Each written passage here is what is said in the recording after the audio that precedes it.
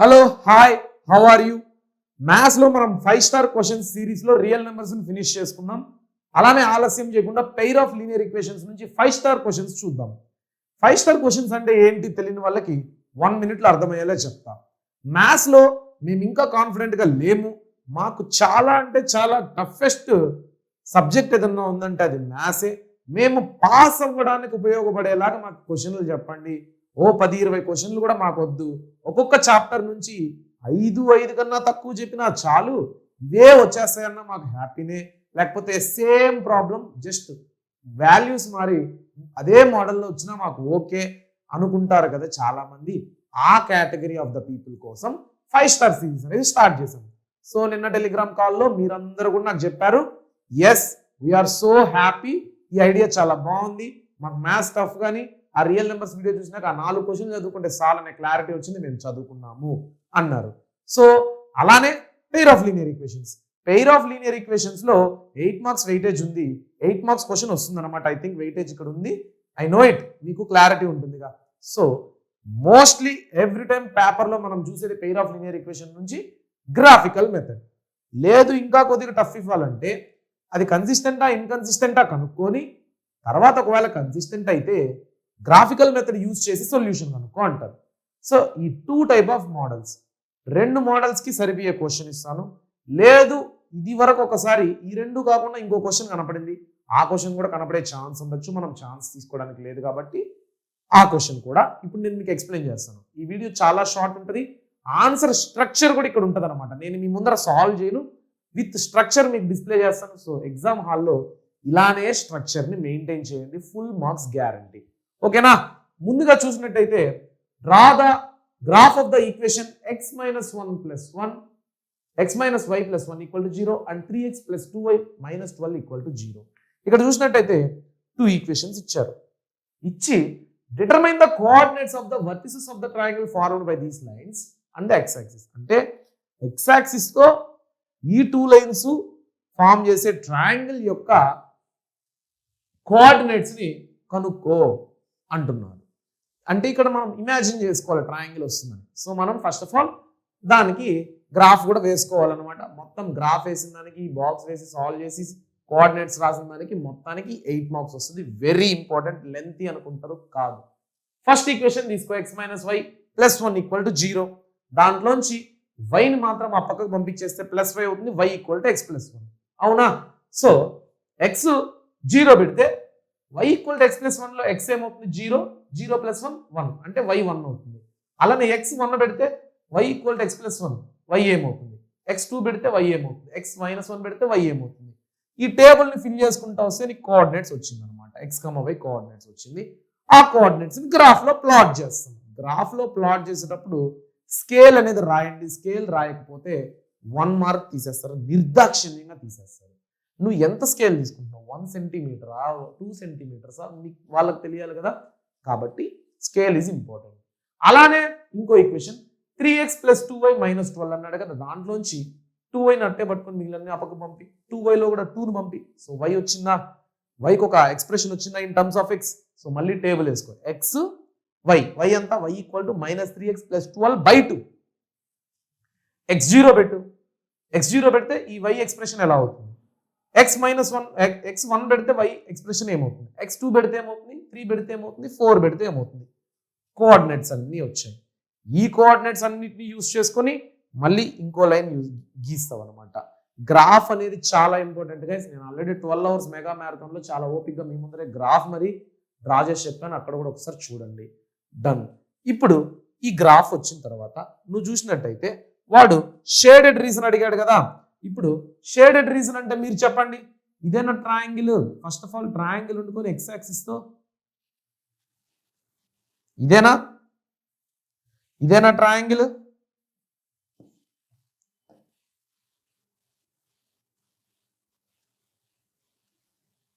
So ఇది triangle అనమాట. ఈ ట్రయాంగిల్ యొక్క షేడెడ్ రీజన్ కనుక్కోండి, షేడెడ్ రీజన్ కోఆర్డినేట్స్ కనుక్కోండి అంటున్నాడు. ఇప్పుడు ఈ పాయింట్ అంటే ఈ 2 లైన్స్ ఇంటర్సెక్ట్ అయితే వచ్చే పాయింట్, నెక్స్ట్ ఈ లైన్ x యాక్సిస్ తో చేసే పాయింట్, ఈ లైన్ x యాక్సిస్ తో చేసే పాయింటే కదా మనకు కావాలి. ఈ లైన్ x యాక్సిస్ తో చేసే పాయింట్ ఏంటి? ఇది x - y +1 ఎక్స్ యాక్సిస్ తో చేస్తుందంటే y కోఆర్డినేట్ 0 కదా. ఏ పాయింట్ y కోఆర్డినేట్ 0 వచ్చింది? ఇది డి పాయింట్. సో ఇది -1,0, ఇది -1,0 అండ్ ఈ పాయింట్ ఏంటి?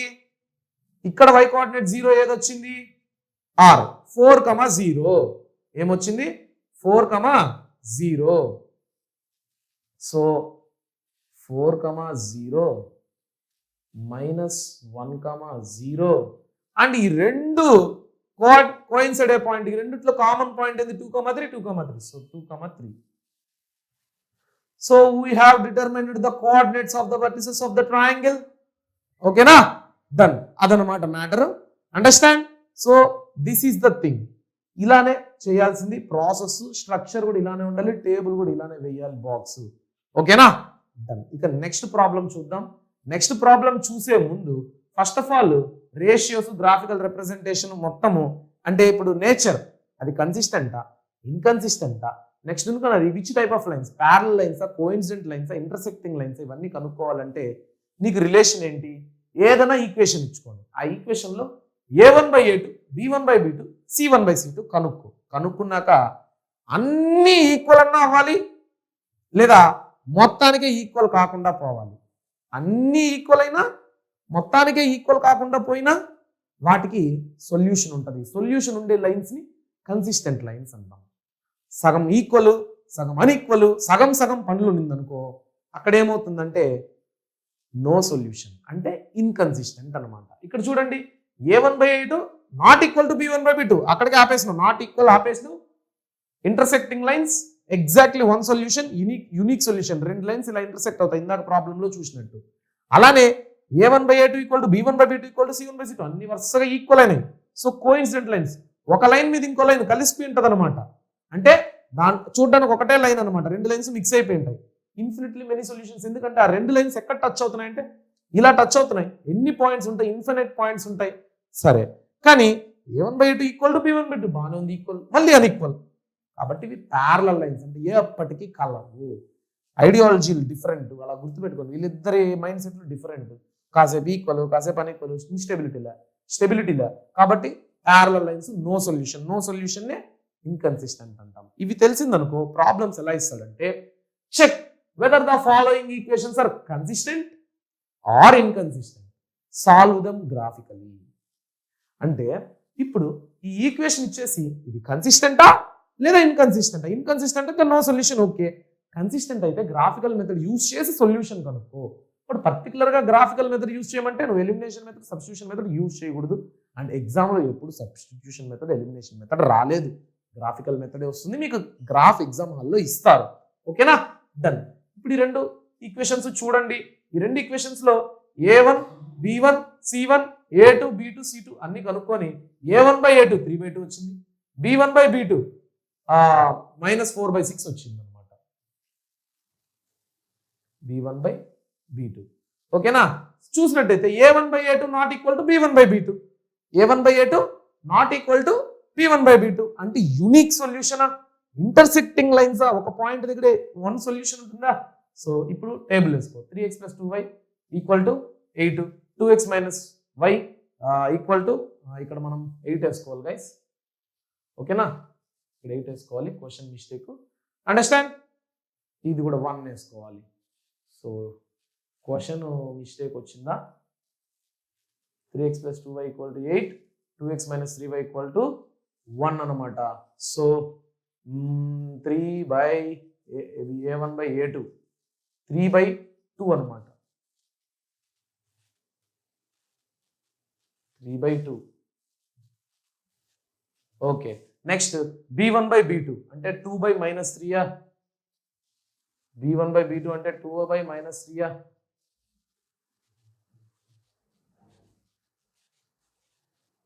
ఎట్టకేలకు రెండు నాట్ ఈక్వలే కదా. అండర్స్టాండ్? సో ఇప్పుడు నువ్వు దీన్ని చూసినట్టయితే ఇక్కడ ఏంటి, ఎక్స్ వాల్యూ 2 పెడితే వై వాల్యూ ఎంత, ఎక్స్ వాల్యూ 4 పెడితే వై వాల్యూ ఎంత.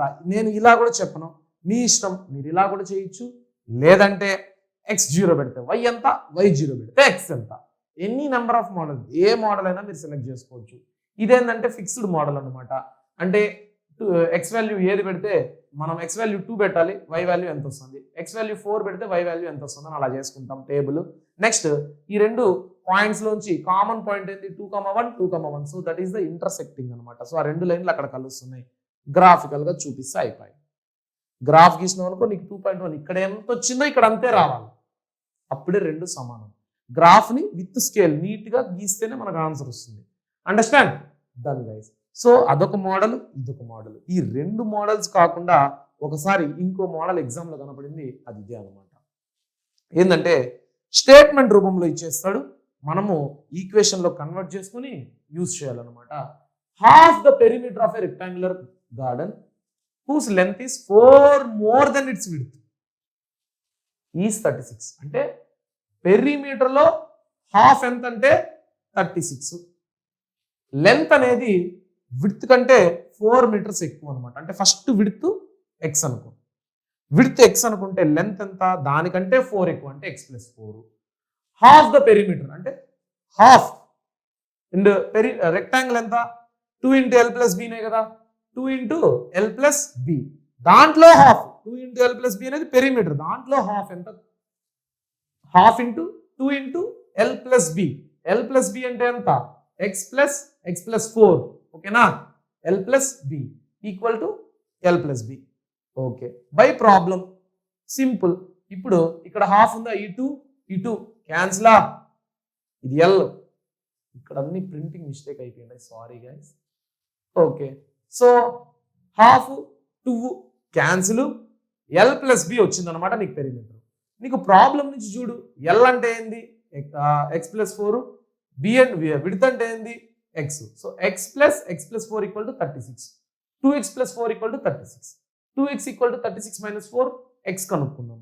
x కనుక్కుంటే విడ్త్ వచ్చింది, విడ్త్ కనుక్కుంటే లెంత్ కూడా కనుక్కోవచ్చు 20 అని. సో ఇప్పుడు లెంత్ తెలుసు మనకు, విడ్త్ తెలుసు అనమాట. అండర్స్టాండ్? ఇప్పుడు let the breadth be X and length equal to Y. అంటే ఇప్పుడు నువ్వేమనుకుంటావు, లెంత్ 20 సెంటీమీటర్స్ నీకు వచ్చేసింది, దాని తర్వాత విడుతుండుకొని 16 సెంటీమీటర్స్ వచ్చేసింది. లేదా ఈసారి ఏమనుకుందా, 2 lines intersects at the point 16, 20. ఇప్పుడు ఇక్కడ నీకు 16 అనేది ఒక పాయింట్, వై అనేది ఇంకోటి 2 పాయింట్స్ అనుకుంటావు. ఈ 2 పాయింట్స్ ని ఎలా చేస్తామంటే నీకు గ్రాఫికల్ మెథడ్ ద్వారా let the breadth be X, ఇందాక అనుకున్నాం కదా, బ్రెడ్త్ ఎక్స్ అనుకో, లెంత్ ను వై అనుకో, ఫస్ట్ x+4 కానీ దాన్ని ఇంకో వేరియబుల్ గా వై అనుకో. సో ఆ రెండింటిని కలిపితే ఎంత, x+y కలిపితే ఎంత, l+b కదా, l+b equal to 36, lx by అనుకో, x+y ఈక్వల్ టు 36. సో వైని లెంత్ ఈక్వల్ టు వై అనుకున్నావు, మరి లెంత్ ఎంత x+4, లెంత్ వై అనుకుంటే y equal to x+4, y equal to x+4 లో వైని కూడా ఈ పక్కకు పంపించే x - y, ఓకేనా, ఈ 4 నా పక్కకు పంపిస్తే -4. ఇప్పుడు చూడండి x+y equal to 36, x - y equal to -4, 2 linear equations వచ్చిందా. ఇప్పుడు నువ్వు ఈ 2 లీనియర్ ఈక్వేషన్స్ కి ఇలా మారిగా టేబుల్ వేసుకొనేసి తెలుసుగా, x0 పెట్టు y ఎంత వచ్చింది, y0 పెట్టు x ఎంత వచ్చింది. ఇలా కూడా నాకు వద్దు అంటే x10 పెట్టు y ఎంత వచ్చింది, x20 పెట్టు y ఎంత, నీకు నచ్చిన వాల్యూస్ తీసుకో, కానీ ఈజీగా సాల్వ్ అయిపోయేలా ఉండాలి, సింప్లిఫై అయిపోయేలా ఉండాలన్నమాట. ఈ రెండు టేబుల్స్ యూజ్ చేసుకొని గ్రాఫ్ డ్రా చేయి. గ్రాఫ్ డ్రా చేస్తే ఎక్కడ ఇంటర్సెక్ట్ అవుతుందో ఆ ఇంటర్సెక్టింగ్ పాయింటే మనకు ఫైనల్ సొల్యూషన్ అనమాట. 2 lines intersect at the point 16, 20.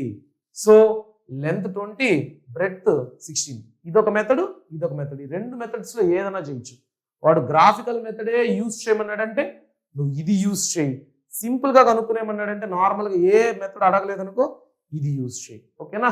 Graphical method అయితే ఈ టేబుల్ రెండు మంచిగా వెయ్యాలన్నమాట. అండర్స్టాండ్? ఇప్పుడు మీకు అన్ని మోడల్స్ ఎలా వచ్చినా చేయడం అర్థమైంది. కన్సిస్టెంటా ఇన్కన్సిస్టెంటా కనుక్కొని, ఒకవేళ కన్సిస్టెంట్ అయితే గ్రాఫికల్ గా చేయండి అంటే ఇలా చేస్తావు, లేదా నార్మల్ గా చేయమంటే ఇలా గ్రాఫికల్ ఇచ్చేస్తాడు, ఇలా చేస్తావు. ఇలా చేయకుండా క్వశ్చన్ రూపంలో ఇచ్చి ఆన్సర్ కనుక్కోమంటే ఇలా చేస్తావు. ఆల్మోస్ట్ ఇక్కడ కూడా నీ గ్రాఫికల్ గా నచ్చి మంచి మార్కులు వస్తాయి. ఇప్పుడు మీ అందరికీ బాగా అర్థమైందని అనుకుంటున్నాను. మీరు నాకు ఈ 3 ప్రాబ్లమ్స్ సాల్వ్ చేసి టెలిగ్రామ్లో ఎవరు ఫస్ట్ పెడితే నా ఛానల్లో వాళ్ళ పేరు షౌట్అవుట్ చేస్తాను ఆ రోజు లాగానే. And I appreciate them. ఓకేనా? బాయ్.